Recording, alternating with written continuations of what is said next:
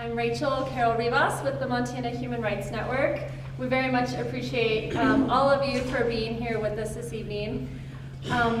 You know, a few weeks back, there was a fury of messages and phone calls and emails, you know, into the Human Rights Network, as well, I'm sure, into a variety of social justice and social service organizations around Montana, around the country, with folks sort of just being like, what can we do? We want to do something. And a general theme of, we're just sort of outraged, we're disgusted, we're upset, we're sad, all these things. So really a really wonderful organic group of people helped put together vigils across Montana as well as across the country. But when we met at the library, one of the things that came up was, you know, there's a time and a place for being with your people and sort of feeling that solidarity and being able to express to immigrant folks, to brown folks and black folks, to just our community, to our elected officials, what we're feeling, what we're thinking, and what we want.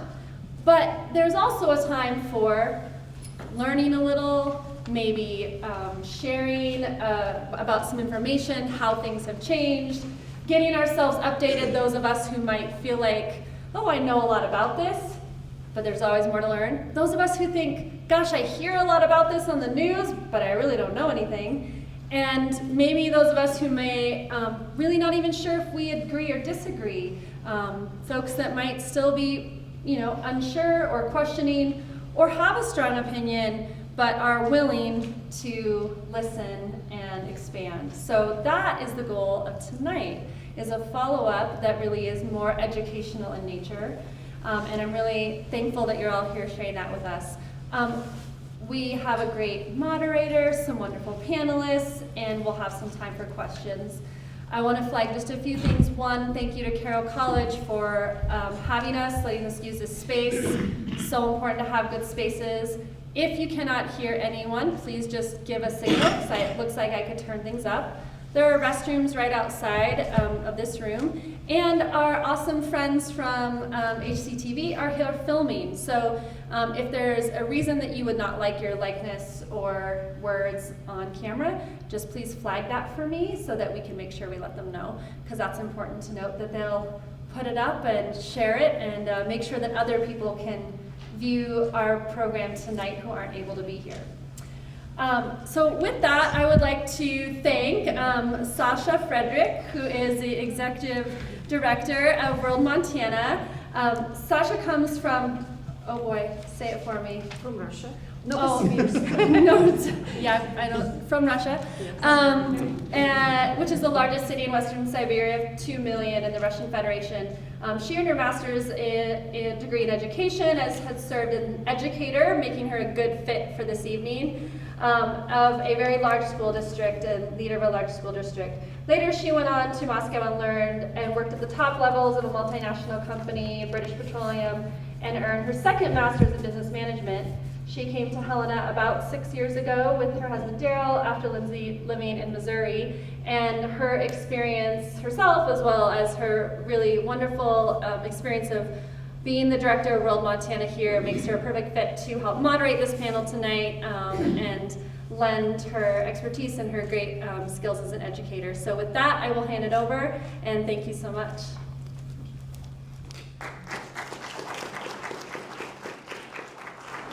I immigrated to the United States 10 years ago, and for 8 years we live in Helena. And my husband is from Billings, and I'm not the first Russian speaker in their family, because his grandfather and his uncle, so they spoke fluent English, and that was a discovery for me when I came here. And if somebody wants to know more about World Montana, I'm executive director. It's non-profit. Our office is here, the next building, and we bring international professional delegations through the State Department programs to Montana for 32 years. For 27 years, we worked in Bozeman and with the office at MSU. And 5 years ago, we moved here to Helena on the Carroll College campus, and we continue to do this. And tomorrow, I have a group of 5 visitors. They are professional leaders from the Democratic Republic of the Congo, Congolese people. They will be in Helena and then in Butte, and the topic of their program will be wildlife and land management. Every year we bring over 150 visitors from 57 plus countries to Montana. And I need host dinner families for these groups in future. If somebody is interested, so just after this panel discussion, you're welcome. I will explain more. Okay? And now, thank you very much, Rachel, just for inviting me to moderate this discussion. And I know this wonderful lady and great, manager from my programs, because I brought a lot of my visitors, international visitors, to Montana Human Rights Network. They had great meetings, and now we collaborate. Okay, now I want to introduce our panelists. Randall Cottle is an immigrant attorney from Missoula. He has his own firm, River Mountain Immigration. Randall ran a 4-attorney immigration law firm in San Francisco and is now one of 4 immigration attorneys in the state of Montana. Randall has been practicing immigration law for 24 years and is involved nationally with the American Immigration Lawyers Association. The next panelist is Mr. Jordan Deerhall Roberts. Jordan worked for the Montana Department of Labor and Industry until 2017, when he quit rather than process information requests for ICE. He still lives in Helena and advocates for immigration.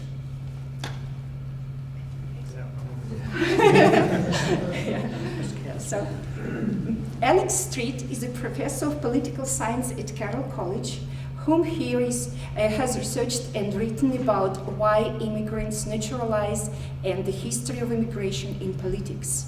Dr. Street has worked at universities in the United States, Italy, and Germany, and also taught as a volunteer in prisons in California and New York. So these are our panelists, and I will ask questions to the panelists, and after the questions, when you hear them, and after that, you will ask questions to any of them, okay? So.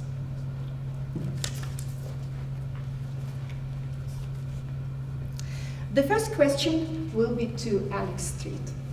Immigration is a current political issue. Can you tell us some of the political history of immigration policy in the United States? Has it always been like it is now? Hello, everyone, and thank you, Paul, for coming, and thank you to the organizers. I will just start by explaining that I have to stand up. I'm sorry. I hurt my back last week, and I'm allowed to be vertical or horizontal, but nothing in between. So I'll stand up, and I'm also going to leave a little bit early, but you'll survive. Thank you for coming out. So I would like, this is a big question. I could speak for hours. I will do my best not to start smoking or steaming or something 7 minutes. All right, I'll do what I can. Okay, I'd like to start off with a quotation. So, why should they be suffered to swarm into our settlements, and by herding together establish their language and manners to the exclusion of ours? Why should Pennsylvania, founded by the English, become a colony of aliens, who will shortly be so numerous as to change us instead of our anglifying them, and will never adopt our language or customs any more than they can acquire our complexion?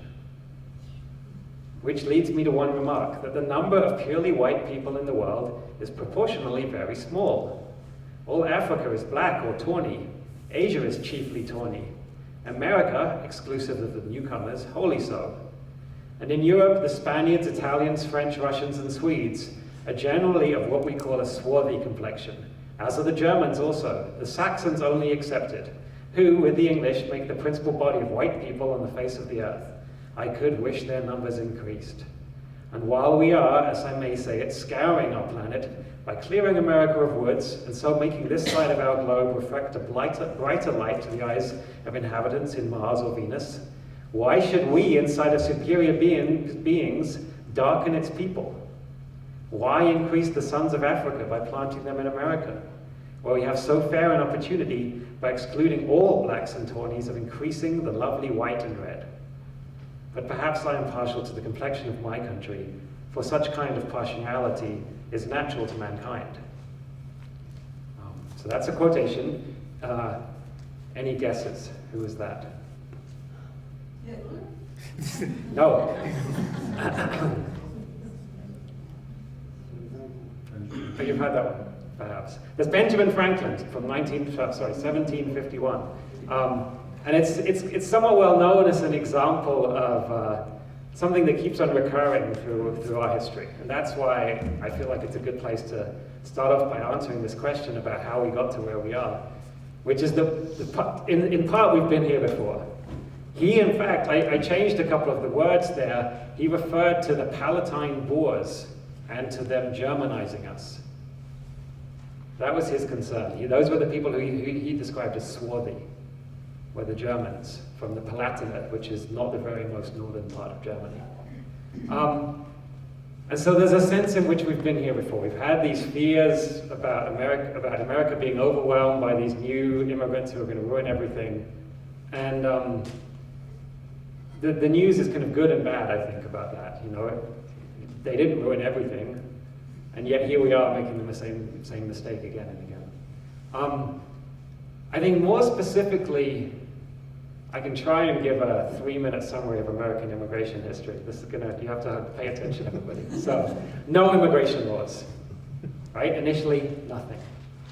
One of the complaints in the Declaration of Independence was that the British king wouldn't let them have enough immigrants. They wanted more immigrants to make the white continent.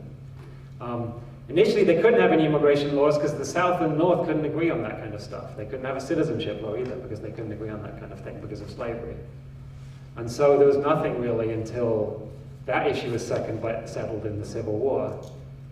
Around that time, you started getting more people coming from Asia, as well as from Southern and Eastern Europe. And you got a gradually building kind of racist backlash. The first federal immigration law was called the Chinese Exclusion Act. And that gives a flavor of where we're going with this. That was passed in 1882. But we didn't really get the big, serious, like, we're going to limit immigration until the 1920s. When that was passed, it was passed in the era when the Nazis had a lot of scientists on their side. People were talking about racial science and how differences in complexion or skull shape were related to innate abilities and innate traits, innate behaviors. And that was not just in Germany, that was very influential across Europe and North America. And the 1920 laws were, when they spoke in Congress in favor of these laws, some of them, the speeches were explicitly this kind of racist language. They restricted immigration to Northern Europeans. They did more or less what Ben Franklin would have wanted, except they were a little bit too nice to the Germans and the French and so on. But by that time, standards had slipped a little bit, I guess he would say. So those were the first really comprehensive US immigration laws, and they were explicitly racist, passed in the 1920s. You didn't get another big reform until the Civil Rights era, when the racist laws were increasingly embarrassing, and when the revelation of what had happened in the Holocaust had really tarnished that way of thinking. And so you got to deliberately, and also because the US wanted to be reaching out to all sorts of other countries as part of the Cold War, it was hard to have these explicitly racist immigration laws if you wanted to reach out and build allies in Africa or something like that. So in 1965, they passed the big reform, and again, this is a bit of a simplification, but in broad strokes, that is still the immigration law we have today.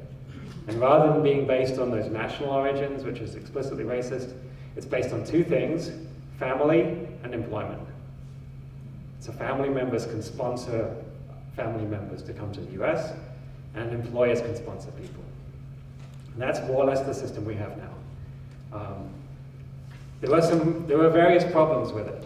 Two of them that are particularly salient at the moment are undocumented immigration and asylum. And I'll try and talk very briefly about both of those.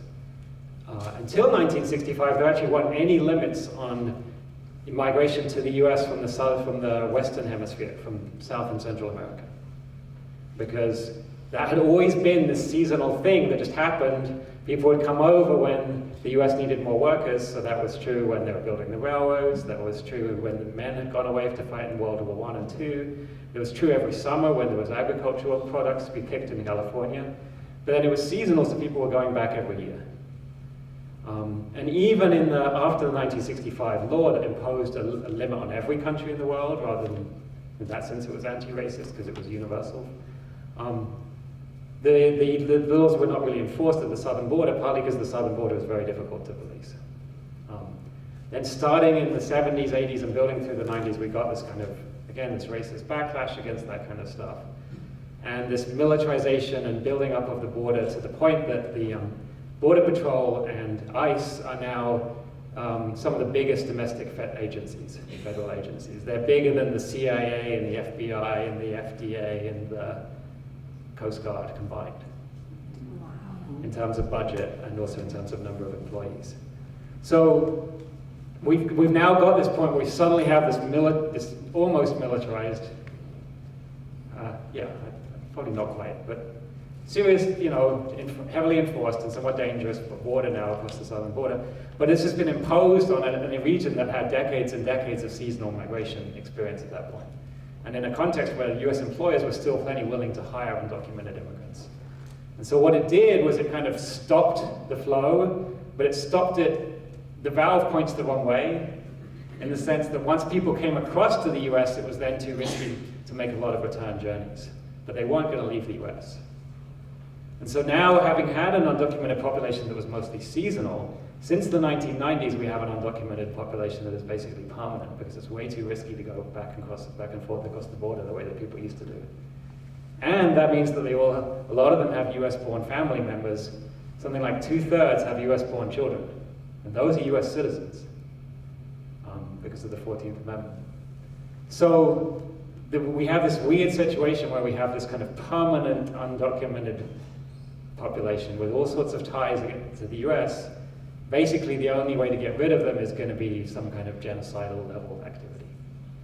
Like those are people who are here. And then the final thing to say is, very briefly, I'll try and talk about asylum, because that's happening, that's an issue at the southern US border at the moment.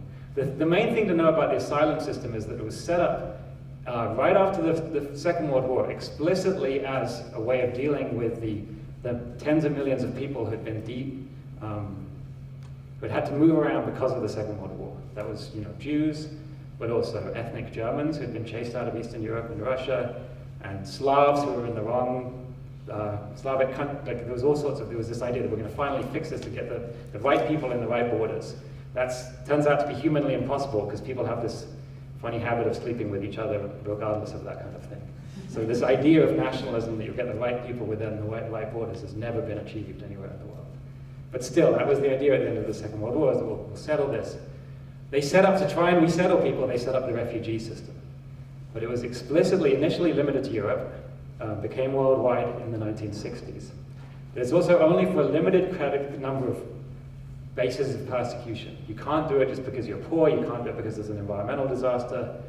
You can only do it because you're being persecuted in a certain way. And it's also possible for the countries, even when they've signed up to say that if you get here, we'll give you asylum, we'll give you an asylum process. The crucial part for them is often if you can get here. Because the US does not allow somebody from Honduras to get a visa to travel to the US and come and apply for asylum. Those are all denied. So the only way to do that is to travel illegally. The Europeans have used the exact same system. They say, we won't touch you, we won't let you come here. You have to arrive here suddenly, somehow, illegally, dangerously, is the only way that people can do it. So that's why we see these pictures every summer of people trying to cross the Mediterranean. And something like 2,000 of them die every year trying to cross the Mediterranean. Because even though there are airplanes, right, it's not like they don't know about airplanes and things like that, but the asylum system is set up so that the countries receiving can make it very, very difficult to even have a chance to apply. You basically have to be in the US and then you can try and get there. But how do you get to the US? And it's bad, the situation is really bad in Europe, and it's also bad in the US. It's gotten to the point where both of them are using these kind of natural barriers, the Mediterranean for Europe, and the dangerous deserts along the southern border for the US, And you know, the US, it's estimated that around 500 people are dying every year trying to cross the southern border. In Europe, it's more like a couple of thousand. So that's a little bit about how we got here. I suspect I may have gone longer than 7 minutes, and I apologize.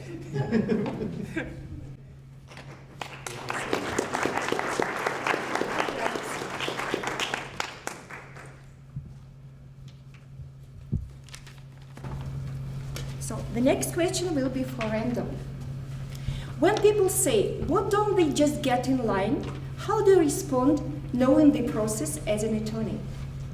Okay. How many people out there think there is a line? Very good. Okay.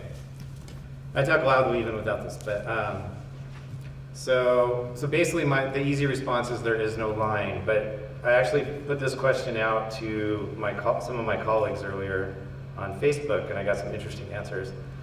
The best being there is no effing line, but Ira. So in the 90s,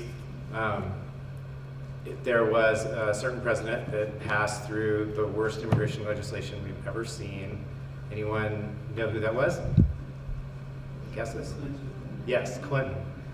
So immigration-wise, Clinton is probably the worst president we've ever had in American history. He's the one that created another reason that people don't cross the border back and forth is because if you're here for more than 180 days and you leave, you trigger a bar to getting back in and you're screwed immigration-wise for the rest of your life. That was Clinton. Which president actually legalized over 5 million people? Reagan. So as you can see, it's not necessarily a Democrat versus Republican issue. Reagan is one of the best presidents we've ever had immigration-wise, maybe not everything else, but immigration-wise, Clinton's one of the worst. Obama had really great things immigration-wise and really bad things immigration-wise. And I hope you're all aware that our current administration just outwardly does not hold back, is outwardly hostile toward pretty much all immigrants. So if you haven't picked that up by now, you're not paying attention. So some of the other responses on the line are, so there's this thing called the Visa Bulletin. So 1965, as was mentioned also, was when the Visa Bulletin and these categories were created. So the Visa Bulletin is so complicated that immigration attorneys, we just say the only guy that understands it is Charlie Oppenheim at the US State Department, the guy who actually changes the dates every month. But you have,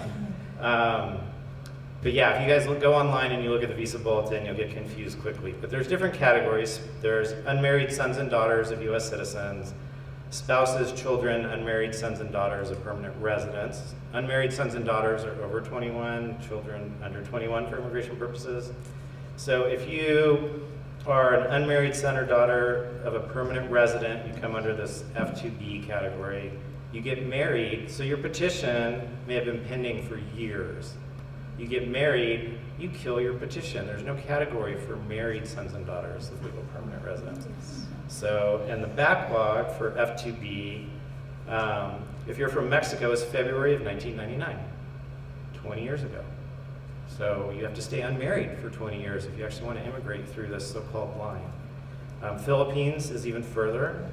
It's November of 2008, so it's a little forward.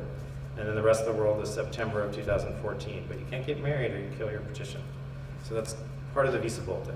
I will post this on my River Mountain Immigration Facebook page, and we can probably pass this around, or I'll leave it up here. But this is a nice little chart that says, what part of legal immigration don't you understand? And you answer questions yes or no, and basically you get to where you're being kicked out. I don't know if you guys can see, but all the pink boxes are people being kicked out of the country. So I'll leave that up here. So the only line is this complicated system that was set up in 1965. Make you guys guess again. Who was the architect of our immigration legislation in 1965, and was probably the senator that knew the most about immigration ever? Any guesses? No. Famous family, give you a hint. Yes, Ted Kennedy. So Ted Kennedy obviously had issues, Chappaquiddick, but He became a great senator as far as getting Republicans and Democrats to work across the aisle, which we obviously don't see anymore. And he knew more about immigration than probably any senator ever. Unfortunately, he died, and now none of the senators that we have know anything about immigration. So that's part of the failure of our system right now. We do have some representatives that are somewhat well-versed, not super well-versed, but basically there is no line. So I have a lot more to spew on later, so I'll stop on that part there.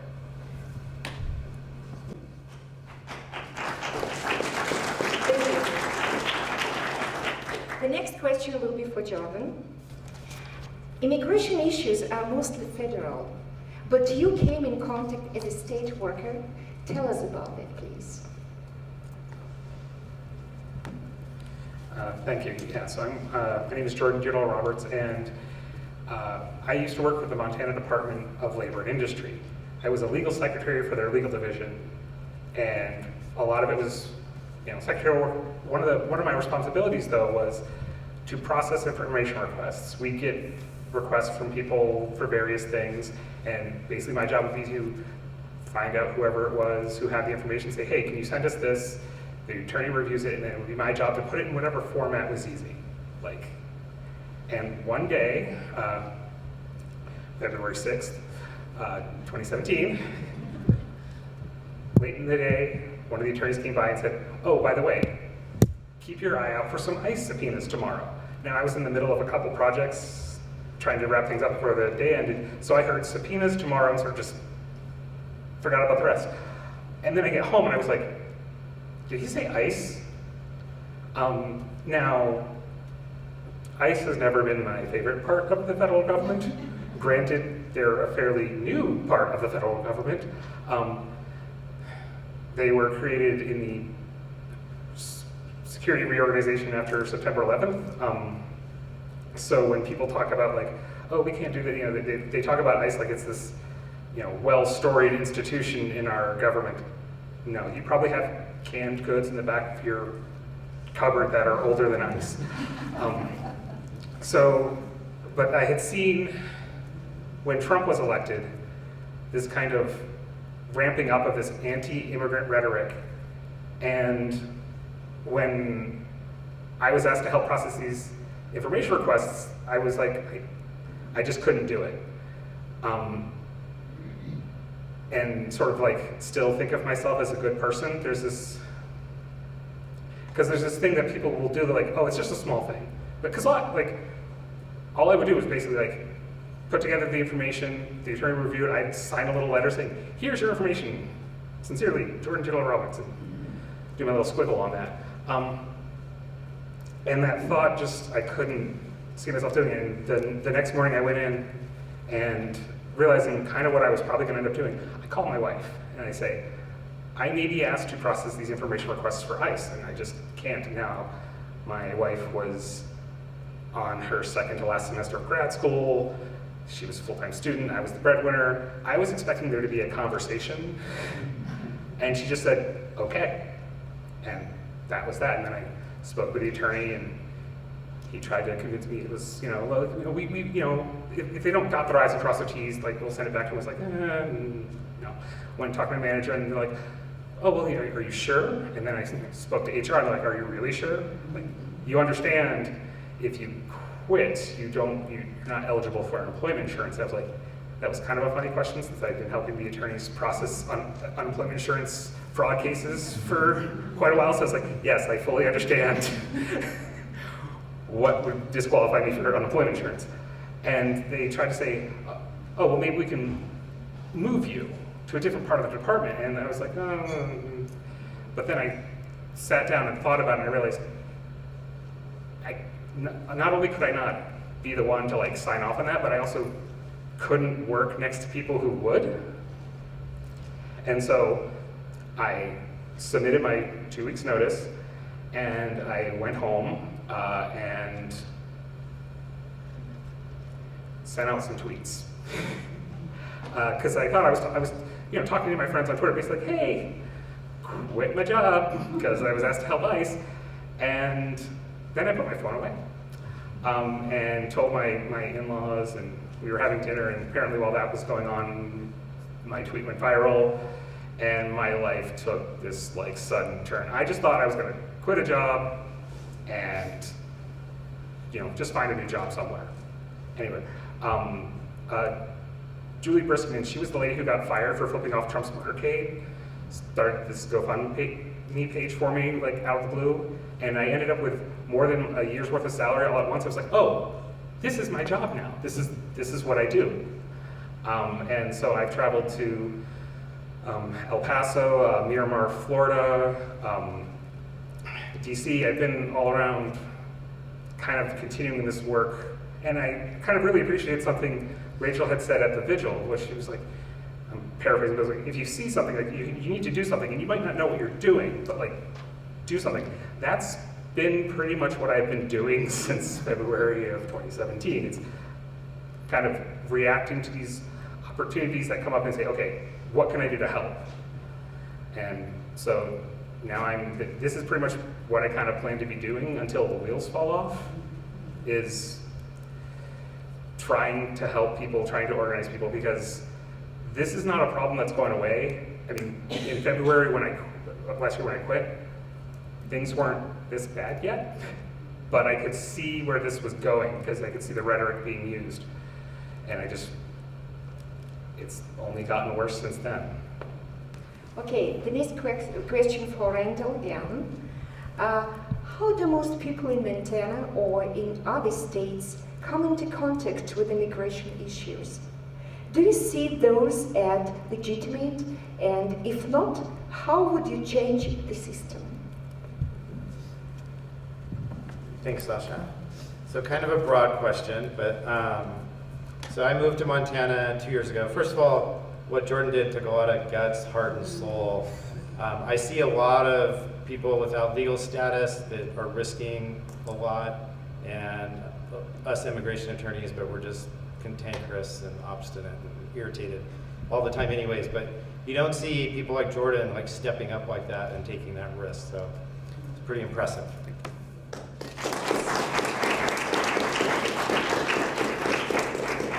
Okay, so since I've been in Montana, I felt like part of my job is to be at things like this and help educate people on immigration. Montanans are super nice. I've been really impressed with how nice Montanans are. I don't think that there's, I lived in the San Francisco Bay Area, and I married to a Latina, and she encountered racist incidents. She's a professional, which is why we moved here, but she had racist incidents all the time in the Bay Area. We've been here 2 years now, not once. So I think as far as immigration goes, a lot of Montanans just aren't educated on the issue because we don't have massive immigration here and a lot of immigrants. So, but what I've seen in Montana is you definitely have marriage to US citizen cases. You have Montanans that marry people from other countries. So they have to then do the immigration process for their spouse. And there's more of those here than I originally thought. There's actually quite a few. And you have refugees. So in Missoula, how many of you are familiar with Soft Landing in Missoula, Mary Poole and her cohorts? So they have brought in, they passed the 300 mark. They've brought in over 300 refugees to date. So, and they have some great stories along with IRC of the refugees coming from primarily 4 countries where it's super hot, but adjusting to the winter here and doing fun winter activities and going to like Glacier National Park and stuff like that. So there's a significant number of refugees, and then some of them move. So you guys have a mayor that was a refugee, so Wilmot Collins. He's got an amazing story himself if you ever get to listen to him. It's quite entertaining. Foreign students, so you don't see that too much here probably. I think I saw there's 7 at Carroll College here. so 14, it's Carol, 14. 14, okay, 14. So pretty good for a college of this size. But then you have University of Montana in Missoula and Montana State in Bozeman that have foreign students as well. And then you have, Bozeman actually has a lot of construction workers, a lot of construction going on right now. There's not enough construction workers in the state of Montana and in Bozeman specifically to do all the construction projects. So there's workers coming in of all different immigration statuses to help with construction projects. And then in the Flathead Valley, you've got the cherry pickers that come in every summer to help pick the cherries. And they also have all kinds of different immigration statuses. Some are actually US citizens, some are legal permanent residents, some don't have legal status, and they actually rotate around to different states in different seasons for picking. And most of them love coming to Montana because they get services while they're here. Their kids get put in classes, they get to go to the doctor, the dentist, they get their car fixed, they get vouchers for all this here in Montana that they don't get in other states. So Montana is actually super welcoming to the cherry pickers. So that's some of the Montana issues. How Montana sees immigrants and comes into contact with immigrants here. Unfortunately, we've had the high-profile, news stories.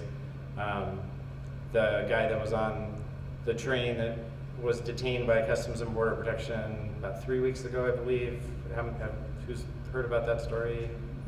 A few of you. So he was traveling. He actually lives in North Dakota, and he was traveling back from Alaska. Got on the train in Seattle. Customs and Border Protection actually stopped him in Montana once. And he has DACA, Deferred Action for Childhood Arrivals, for kids that were brought in by their parents. Showed him his DACA paperwork, and that group of CBP agents let him go because he's legally allowed to stay here. But then he got stopped again and detained for a couple days because those CBP agents refused to check the system. They only checked their system. They didn't check all the immigration systems, and in their system it showed a removal order. So they detained him. And it took 2 days of him being detained before an ICE agent, because we don't have a lot of ICE agents here permanently in Montana. When there's ICE activity, they bring them in from other states. So an ICE agent finally went to Great Falls where he was being detained, looked him up in the system, and then told him he was free to go. US Customs and Border Protection could have done that, but they didn't. They're not well trained, so they only get 1 day of immigration training before they're let loose on the world. So, okay, so how would I change the system? There's a ton of little fixes that need to be done in the system, and to be honest with you, I think that's what eventually we're probably going to see.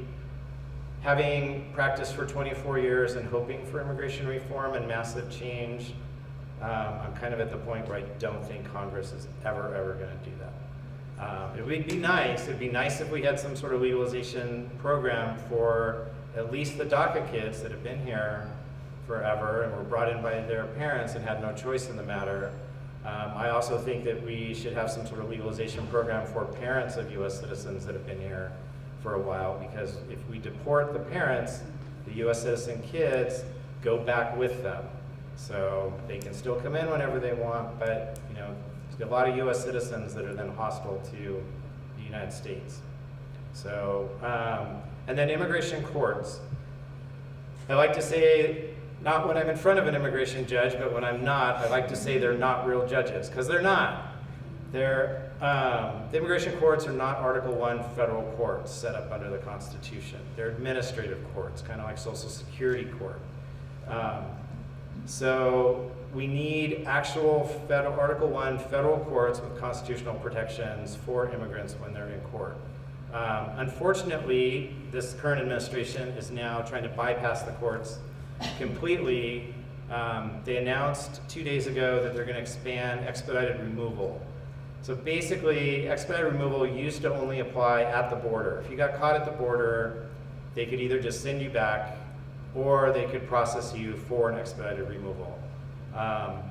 Then they expanded it to 100 miles from the border, which actually includes about 75% of the US population. And you had to show that you'd been here at least 2 years or you could be expeditedly removed. Now, under their announcement 2 days ago, whole country have to show, you have to have, who carries paperwork on them proving that they've been here, lived here for 2 years. So, your driver's license may have your address, but it doesn't say you've been here for 2 years. So now they're trying to expand that so that basically ICE can pick people up and remove them immediately without having to put them into court. There's already been lawsuits that have been filed and that are ready to go. The likelihood that the administration is going to succeed on that is slim, but it's kind of scary that they want to have that power to just pick up people and remove them. Who thinks there could be a lot of U.S. citizens caught up in that? Legal permanent residents, asylees, because this administration is basically going to target people based on their race, religion, color of their skin, nationality. We've seen them do that over and over again. So I have some other current information news that I will do after we're done, but I will pass it on. Thank you. Thank you, Randall. And question number 5 for Jordan. You have been traveling and learning about how people who are not attorneys can engage in this issue. What are some ways you suggest to people here? So when it comes to engaging with immigration, or really any sort of work like this, there's sort of 3 things I kind of think you have to think of. One is your devotion. How devoted are you to this issue? And I just got back from this activist training program with a bunch of people, and a lot of people, their main issue was environmental. That's fine. Like, we can get these kids out of camps, but then, like, if they're underwater, but like, where does this rank for you? Like, how important is this issue to you? What are you willing to give up? And then you kind of have to think of your capacity. Like, what can you do? Like, I could quit that job once. And immediately afterwards, I had a large chunk of change and was able to start traveling and start engaging. But if you're someone who's working 16 hours a day and, your capacity is fairly limited. But if you're somebody who, you're working an okay job, you're retired, then, okay, maybe you've got some more time. Then you have to start looking at opportunities. So where we can engage. Now, in Montana, we actually have some interesting opportunities. One, John Tester, he is the ranking member of the Senate Appropriations Subcommittee for Homeland Security. He's on the committee that essentially writes the checks for ICE and for Border Patrol. He is somebody who could actually do something about this, and I don't know if any of you were at his town hall here in Helena recently, where he talked about, if what's going on at our border, if it's not illegal, it's definitely immoral. Okay, what does he plan to do about it? And he needs to be poked a lot to move on this issue, because one, during the last election, he received an endorsement from the Border Patrol Union, which I think maybe is making him a little hesitant. He's also gotten some money from Geo Group, which is a private prison company, and they're making money off these detentions. So we can start pushing him to do better, because for the most part, he's done all right by Montana. But right now, I think either, I can kind of come to a couple conclusions. Either he thinks that a majority of Montanans are pro-torturing children, which I think would be a fairly low opinion of Montana, or he just doesn't, this is not a priority for him. And so it's kind of on us to make it a priority for him. And people have been doing that, but he needs to hear more from people saying, no, you need to do something. We also have a governor running for president who doesn't talk about immigration. He talks about dark money, which is an issue. Yes, it's an important issue. But we kind of have some other stuff going on right now that maybe he could mention, given the platform he has. And even not on that platform, but as governor, he could probably change the reason I quit my job. Because now, granted, when I quit, I was under the assumption that we were getting a judicial subpoena, which is basically that a judge had reviewed it. I was mistaken, because everyone I talked to was like, well, we're doing this, and I tell them, well, I understand the department's legal obligation, but I have a moral obligation not to. The department maybe kind of didn't have a legal obligation to give that information because it was just an administrative subpoena, which is just like ICE saying, hey, can we have this information? So no judge reviews it. And ICE is allergic to oversight because they don't tend to ask this information from state agencies in states that require a judge's signature. Funny how that works. So we could be talking to public. Now also here in Helena, we have a USCIS office. There kind of used to be at least this fuzzy line between USCIS and ICE. That line is quickly disappearing. Essentially, USCIS is supposed to process, like, you know how people keep saying, like, why don't immigrants do it the right way? Well, USCIS is where you go to do it the right way. There's been cases where people have come in for their final interview thinking, you know, I've made it to my final interview, I'm doing okay. And ICE was just there waiting to pick them up. So we have this local office who could, you know, at least tell people like, hey, either say, we're okay, like we're not gonna be bringing you in here to, you know, get you picked up. So we could, you know, start talking to them. A lot of the people I've talked to across the country have said right now, we can't be pushing for federal immigration reform right now because, well, it would be punitive. There would be awful laws.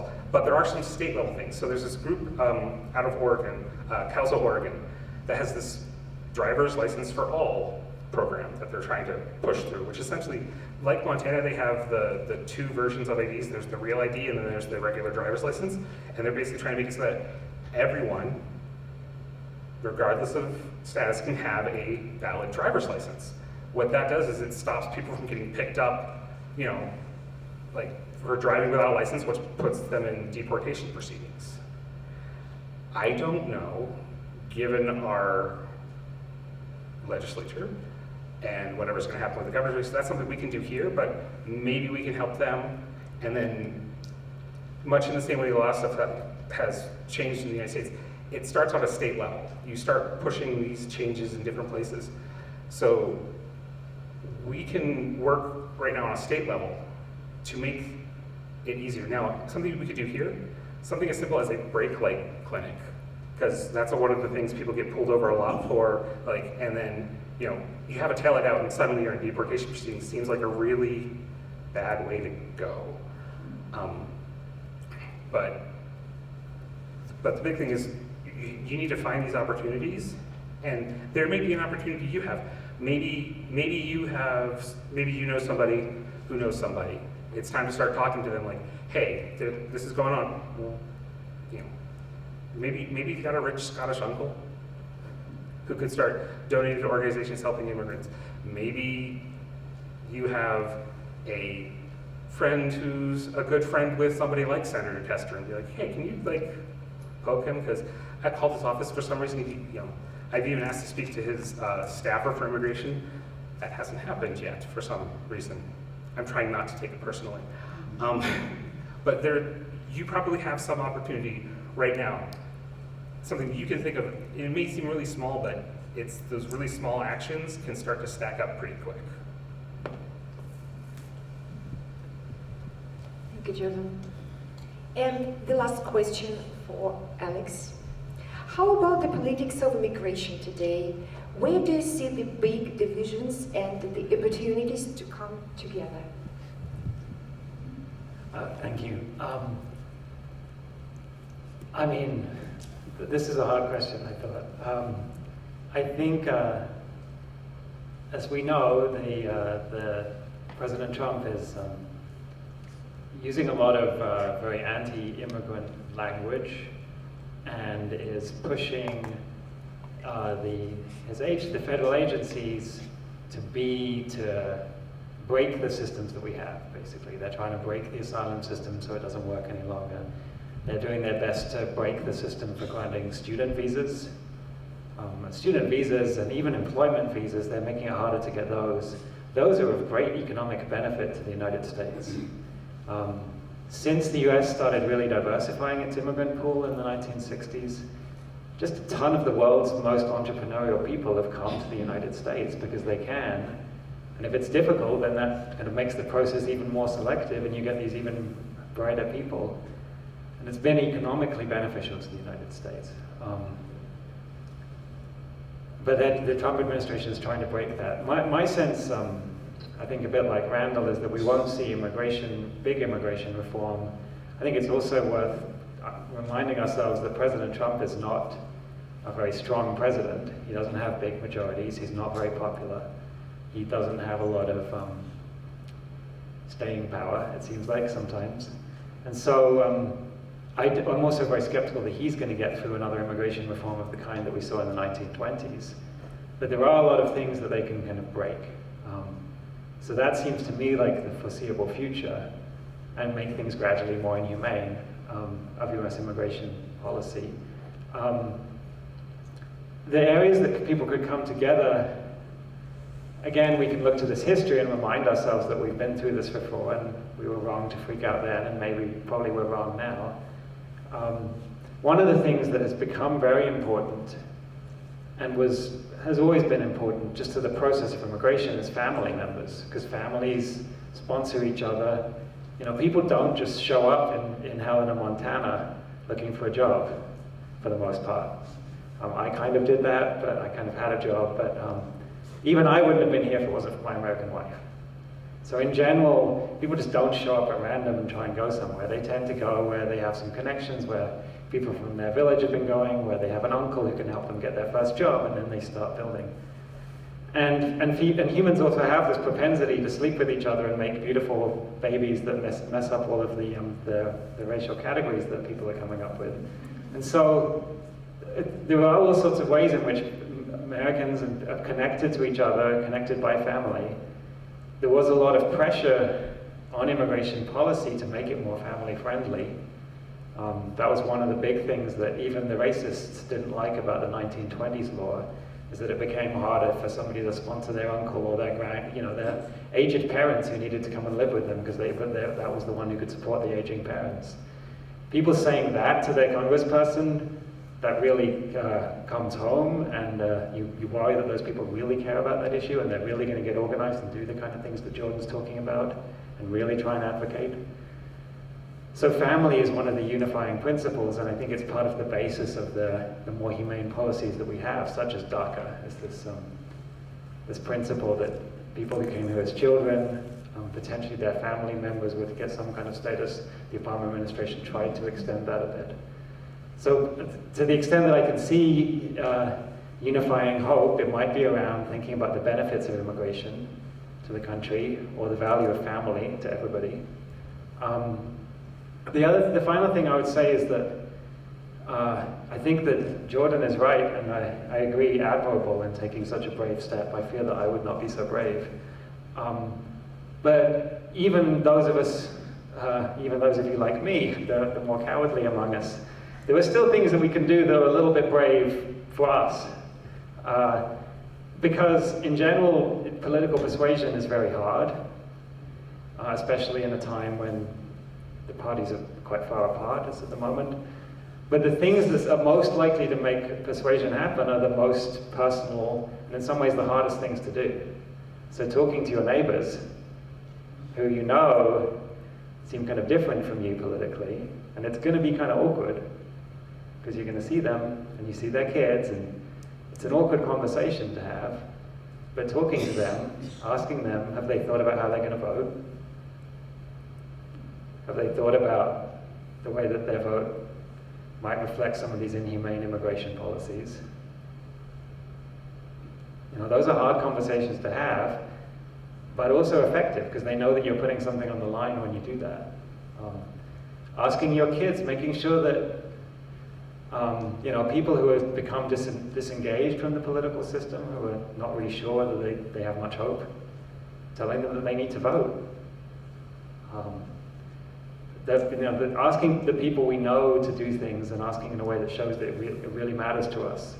That is the one thing that people can do individually, just among each other, to start to persuade people.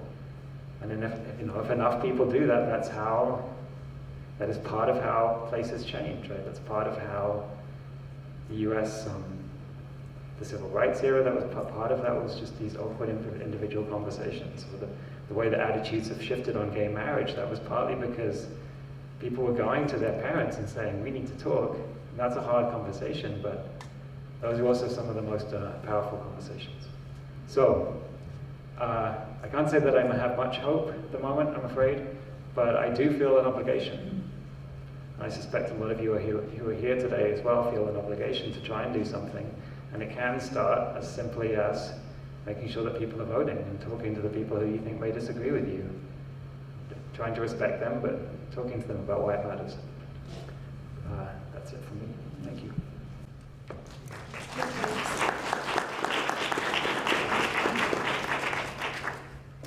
We are not behind the schedule. We are, just moving forward, and we have more than 30 minutes for discussions, for your questions to our panelists. Now, if you have a question, I will give you the microphone. You ask the question, and our panelists will answer. Okay? We'll try. I'll do it right up front. And you don't have to do it. Yeah. For the children that are separated from their parents and taken into custody by Department of Health, and then the parents are deported, what happens to those children? Do they sort of become official DACA kids eventually? What is their status?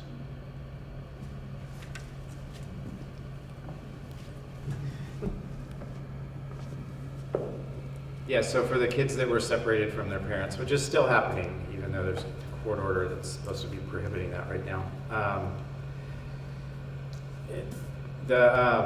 Basically they become wards of the state, and they're in the social service system and child protective services system, and they're supposed to be reuniting them with their parents, but if their parents have been removed, deported back to their home country, that becomes a very difficult process. So,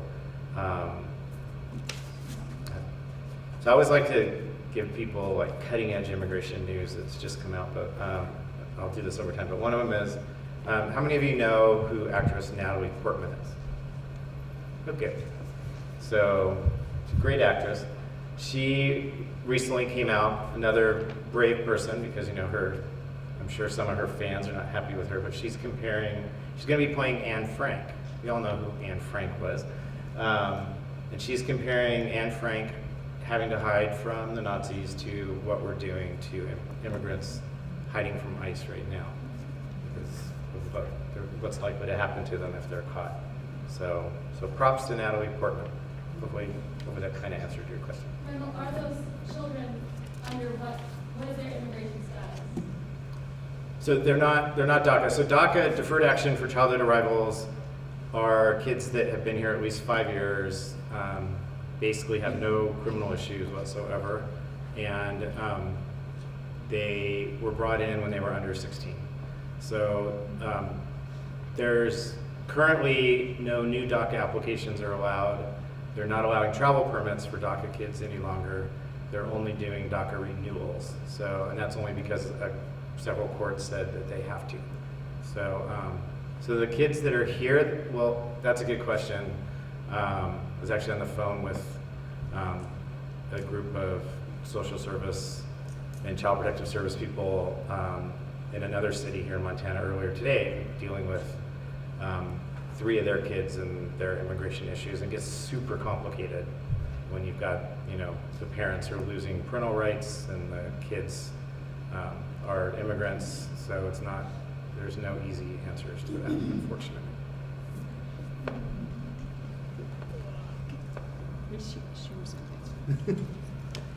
We'll get to that side. Thank you. I'm trying to think of the myths that are out there that we should know how to respond to. One of them being, well, they should come here legally. Can you walk us through what happens on the border? What happens illegally, or what are they doing really legally, and it's getting twisted in the media, perhaps? Any other myths that we should know? Yeah, I can talk a little bit about that, I guess. So the asylum applications, the ideal situation is that you apply for asylum. You can't do it until you get here. But you apply for asylum, and then there's the court. I think it's only immigration courts rather than federal courts, even for asylum. Yes. But they administer that. The Trump administration seems to be making that harder and harder by trying to make it harder and harder for people to get lawyers. These hearings can be super brief. I think the Trump administration has gotten rid of the translators recently, so that the hearings are also presumably incoherent. And then, I think at the moment they're also being told to go back into Mexico and wait for their case to be heard. So for those people, those are kind of infeasible circumstances. I think one thing, I'll just say one more thing that I think is a kind of myth that underlies this whole approach, is that if we make it really kind of mean and nasty to try and get immigration status, people are going to stop trying. But that just clearly isn't true. And I think even the federal government really must know that at this point. People are keep on coming no matter how dangerous the southern border gets, no matter how dangerous it gets to cross the Mediterranean. The situation they're leaving is so bad that there's nothing, short of genocidal measures that the US government could be doing that would be worse. And so people are going to keep on coming.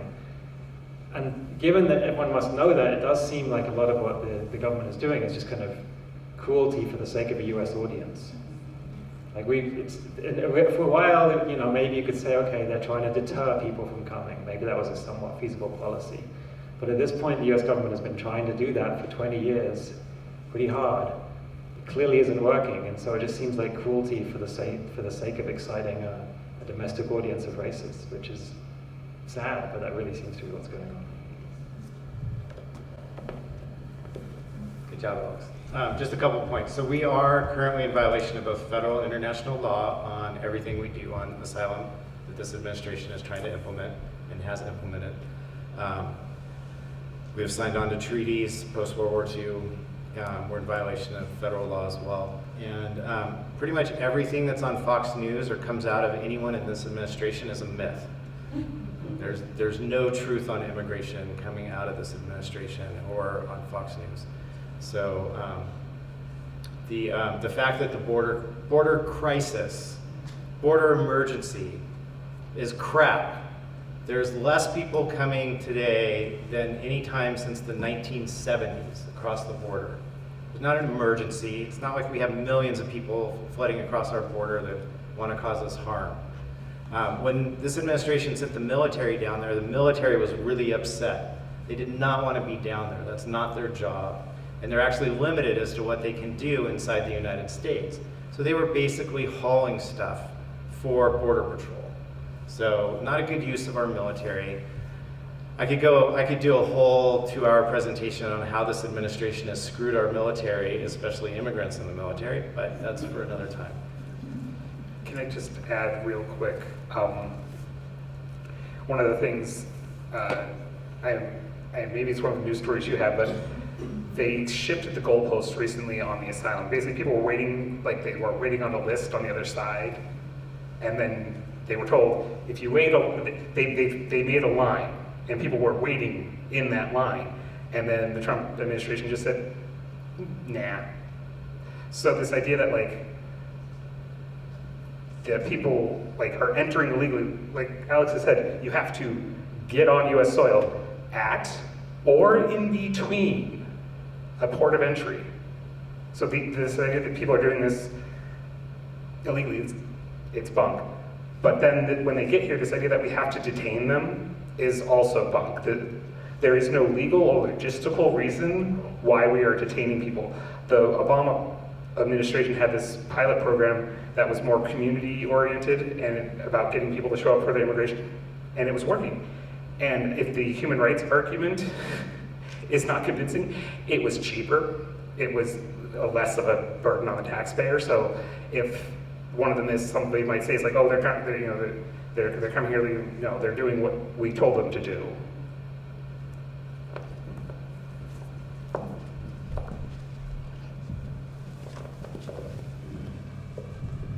I appreciate the advice about dialogue with our acquaintances and neighbors, and with our congressional delegation, which is only 3 people. And I'd like to ask about Senator Daines and his endorsement last week in this expansion of the words "go back" now being applied to American citizens of color who were elected to U.S. Congress. Do you see that as related in terms of, like, I guess the question is that related? And secondly, the second part to that in terms of Senator Daines is, I understand that there's a Bozeman contractor that was awarded contract money to work on the border wall. I don't know if that's true, but that was in the news. Is that influencing our senator?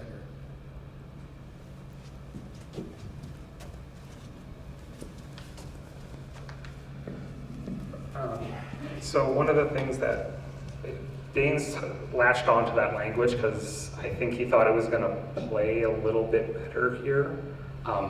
He's now actually, there's a group of Montana rabbis who he's going to be meeting with, who I hope he does more than say, oops, I did a racism. I don't have high hopes for him. But the importance of the language of how we talk about immigration and how we talk about people, because that, like he's meant to go back, and now it's being applied to, you know, people of color who are U.S. citizens. You go back to where you came from. I don't know if you know this, but we're on indigenous land, and so this idea of like go back to where you came from. Okay, I guess that would have to apply to all of us, but it is disheartening to have Daines sign on to that. But me personally, I've kind of given up on Daines. I have attempted again to contact his office, and if you ask him questions, you'll get back these form letters that don't actually answer the question you asked. It's like, oh, if you've said something about immigration, you get the immigration letter. If you said something about infrastructure, you get the infrastructure letter. He's not listening. What you do with that, I think, is more up to you. Like, if it's worth, I mean, has anybody actually been to like an in-person town hall with Daines? He doesn't do it. He doesn't do it. He's not interested in our input. And so, I think, is he under the influence, is he being influenced by money? Yeah. With influence. Yeah, under the influence of campaign cash. Yes. If we allow that, if we allow that kind of language, to me it's like it's no hate in our state moment. Even though he may not listen, we have to make it painful for him. Oh yes, like thank you. Yes, oppose him on every end of that. Like no hate in our state. Don't let that slide. Yeah, so for those of you that are on social media, the Facebook and Twitter backlash on Daines' own pages was massive for saying that. I've heard that rumor too. If I was offered a contract to build the wall, I'd be like, yeah, I'll go do it. I'll build some holes, some underground tunnels. But yeah, I don't know if that's actually true or not, but I've heard that rumor as well. More questions?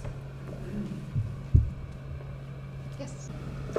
Hello, I'd like to ask maybe all of you just about the asylum issue, because to me that's like a little bit of a problem in the sense that asylum seekers don't come from Europe. They come from countries that are being persecuted. And the asylum basically says if you come to our borders, come inside, we will consider you for asylum. So as we move forward, and this is the question I have for you, is there a limit on that? Does that asylum law have to change? Is it an invitation to anybody around the world? Right now it's just Central and South America, that are coming across the border, but Africa, wherever else. I mean, it basically says you get to the United States and you are allowed to stay there. Or at least you're going to be processed. We'll check it out and make sure that you are persecuted. But there's an overwhelming number of people around the world that dwarfs our population that are being persecuted. So just in general, what are your thoughts on the asylum law as we move forward?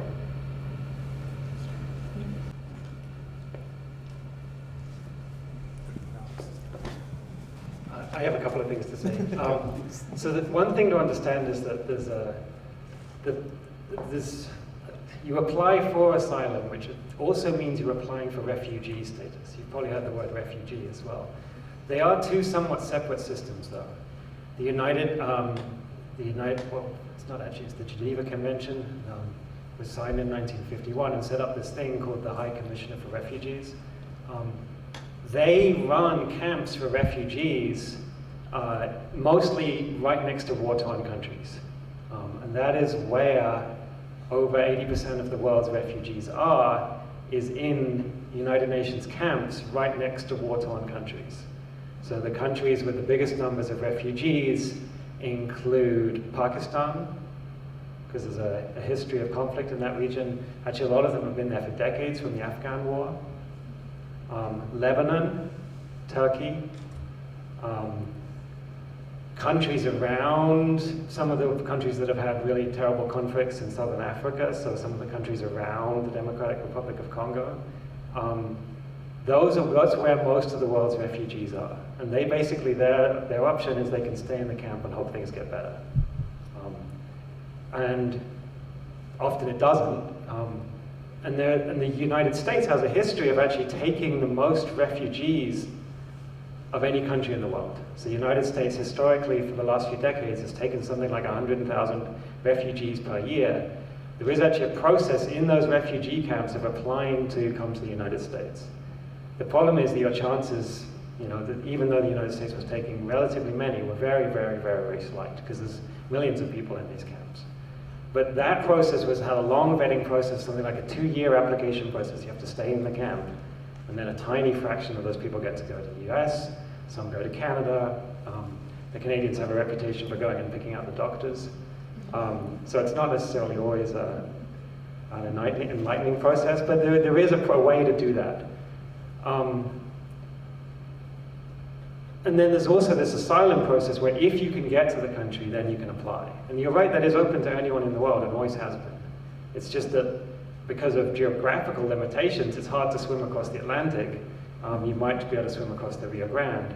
So for geographical reasons, it's tended to be Central and South America, where people are applying for asylum to get to the US. In Europe, it's all people from Syria, right? So there are these two separate systems. They do fall a long way short of the demand, and yet, sometimes people worry that if we just, if we had these more humane policies, our borders would just be overwhelmed and overwhelming floods of migrants would come.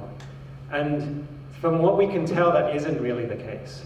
There are occasionally historical episodes where something like that happens. So, weird quirks of history where things could have break down and did everybody leave?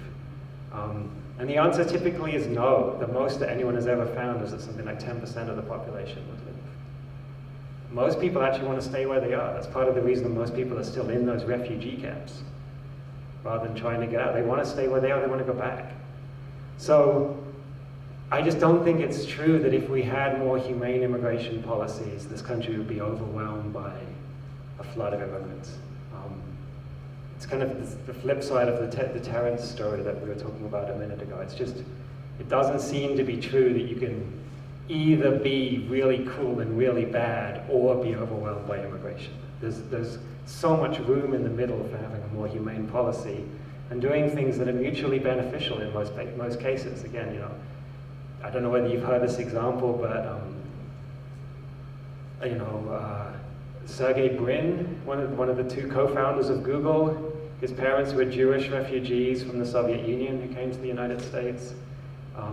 Steve Jobs, founder of Apple, I don't think his parents were refugees, but were immigrants from Syria. There's just all these examples of people coming to the United States, and then the worst thing that happens is they make us spend too much time looking at our screens. So I don't think there's a trade-off in a way that I think your question implied. Okay, thank you everyone. I'm afraid I have to go. Thank you again.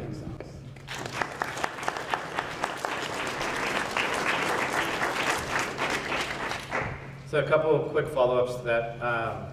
The American Immigration Council, you guys can come up and look at these later if you want, but you go online, the American Immigration Council is an immigration policy center in Washington, D.C.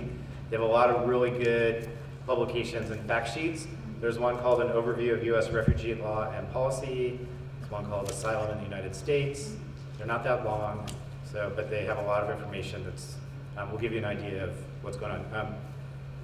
Asylum you apply for when you get to port of entry or an airport or the border. Refugee status you're granted before you come in. And as Alex was saying, people are in refugee camps often for decades before they finally are cleared to come in to the United States as a refugee. So on another note, some of you probably heard this, but the current administration wants to set our refugee numbers for fiscal year 2020 for next year at 0. They want no refugees coming in next year. So this is after they implemented a policy saying that if you traveled through another country on your way here and you didn't apply for asylum there, you're not going to be able to apply for asylum here. That got stopped immediately by lawsuits, but that's what they're trying to do. People think, like, oh, that's going to hurt all these Central Americans coming through Mexico. Yes, it's also going to hurt all the Europeans and people from other places in the world that stop in another country before they get here.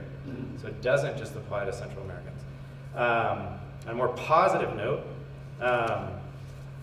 Alex gave you a couple great examples of immigrants. So here, you might have heard of some of these people I'm going to read, but they were all refugees. So and raise your hand if you've heard of them. Freddie Mercury of Queen, Gloria Estefan, Miami Sound Machine, way back in the 80s. Former Secretary of State Madeleine Albright, former Secretary of State Henry Kissinger, scientist Albert Einstein, philanthropist George Soros. A few of you have heard of him. Alex mentioned Sergey Brin, ballet dancer Mikhail Baryshnikov, remember him? Olympian Nadia Comaneci, probably didn't pronounce that right. Artist Salvador Dali, actor Andy Garcia, actress Mila Kunis, actress Marlene Dietrichs, and Warsan Shire, who is, you guys probably don't recognize that name, but she's featured in Beyonce's Lemonade video. Rapper MIA, who's one of the hottest rappers right now, and then Congresswoman Ilhan Omar, who's been in the news a lot because of those comments recently.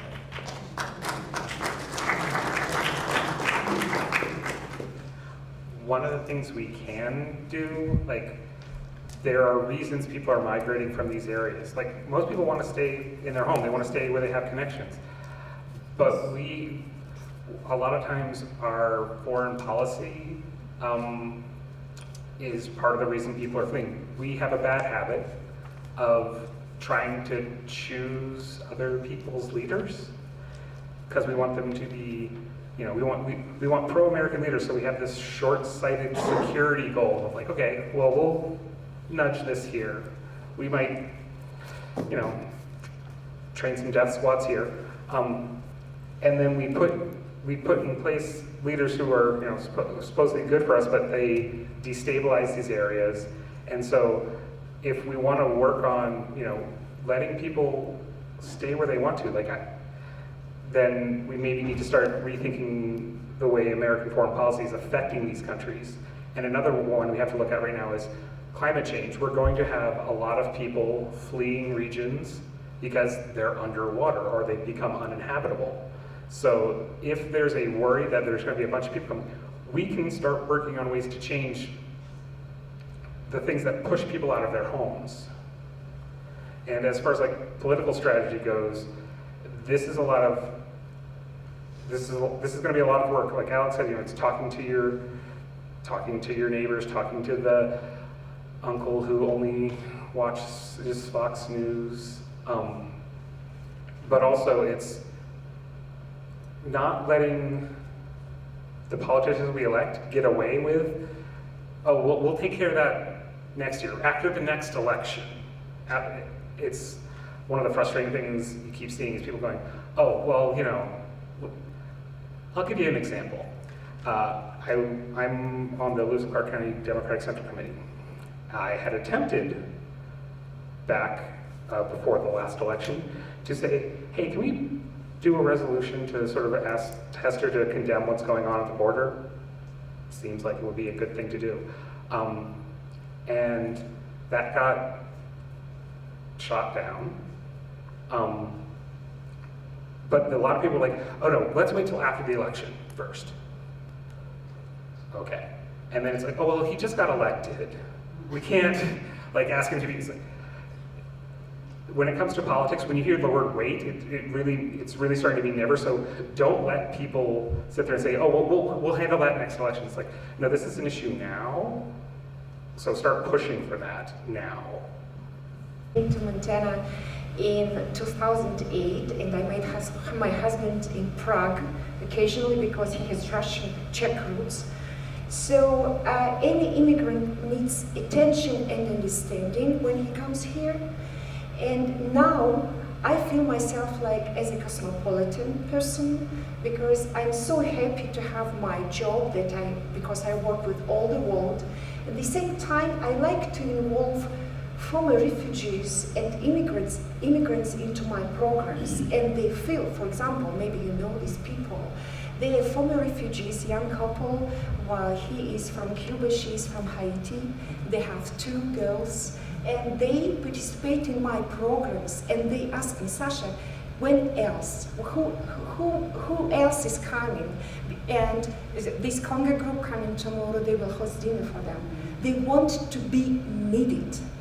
I wanted to be needed. I wanted to find a job after 2 masters from Russia, so I wanted to find a job to be used, to be needed, because I have potential. I want to open to this, to use this potential in this country. It doesn't matter, it's not dirty. Politics is politics, it's separate. And people to people is another thing. We will understand each other much better. So when we see refugees, when we meet them, my understanding that we need to involve them to our life, to make them to be used and to be needed. And they like to share their stories, they like to help us.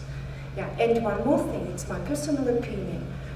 I would prefer this country to have qualified people, qualified immigrants, who would help to develop this country, who would help to bring their own experience, professional experience, from back home, from their countries, here to the United States.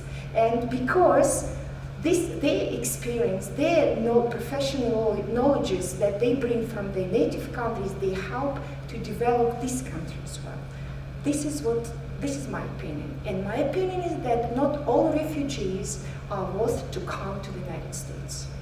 Because I saw many of them, because one of my nephews, she lives in Munich, Germany. She's Russian, her husband is Russian. He found a job in Germany, and they do suffer because of refugees who came to Germany and said, okay, now they have, just the Muslim district in Munich, and it's horrible. Nobody from German, from white immigrants can go there because it's dangerous. So it's a very complicated issue, I think, but we need to be very careful with the immigration, the people with the immigration issues. But any country, to enrich the population, to enrich the culture, we need to have people coming from other countries and to be cosmopolitan. This is my point.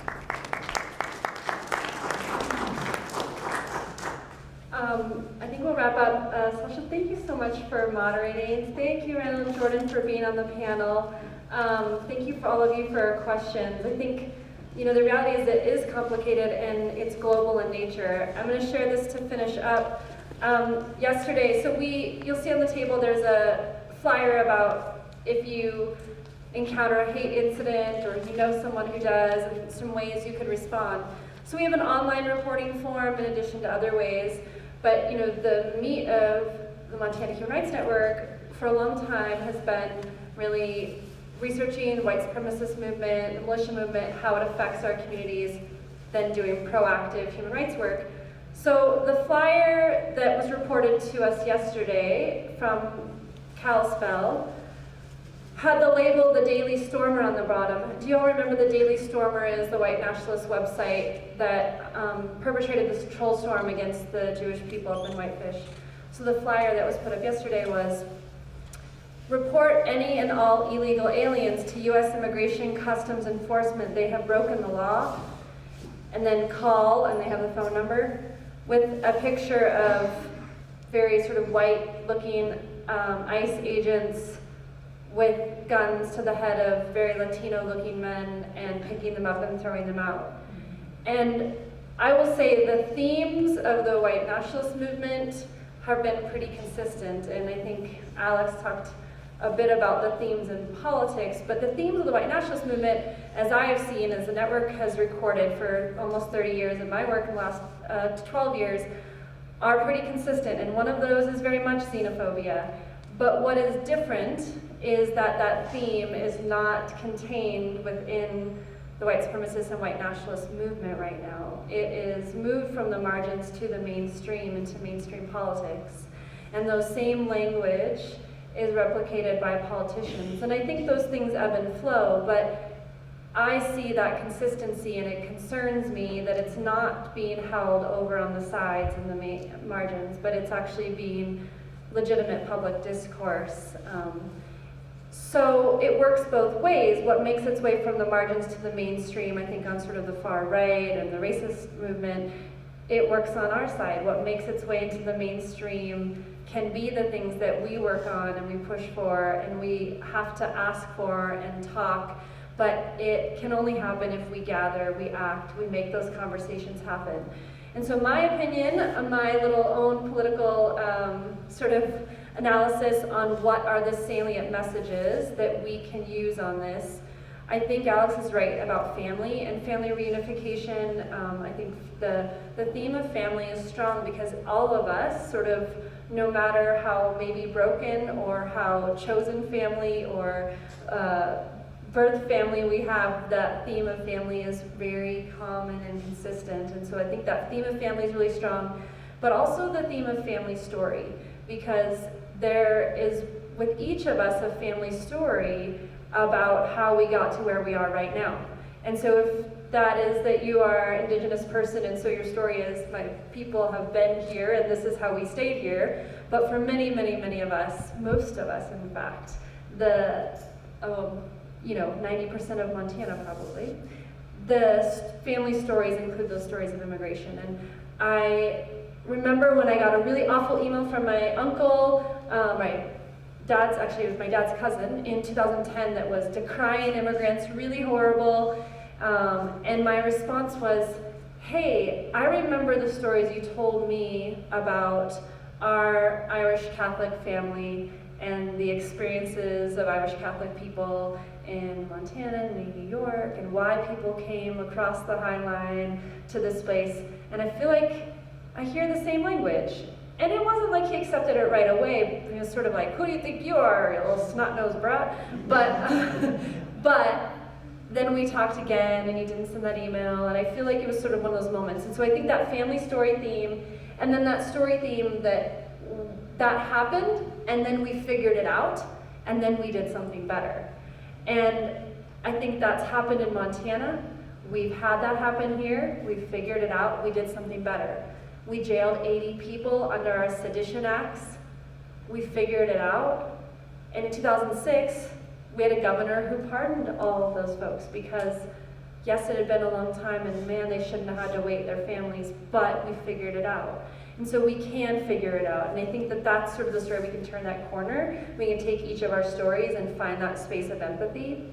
So I feel like even though that's a big, big thing to do for politics, I want to ask Steve Daines about that story that he tells again and again about his great-great-grandmother who came from Minnesota to Montana and landed here, and why that's important to him and how that connects to each of our stories, and a story of someone that's just one step away rather than 5 generations. So Thank you for being here. We're going to do more events like this. Please keep in touch and let us know what you'd like to see next. And thank you, most importantly, for our panelists for being here, sharing.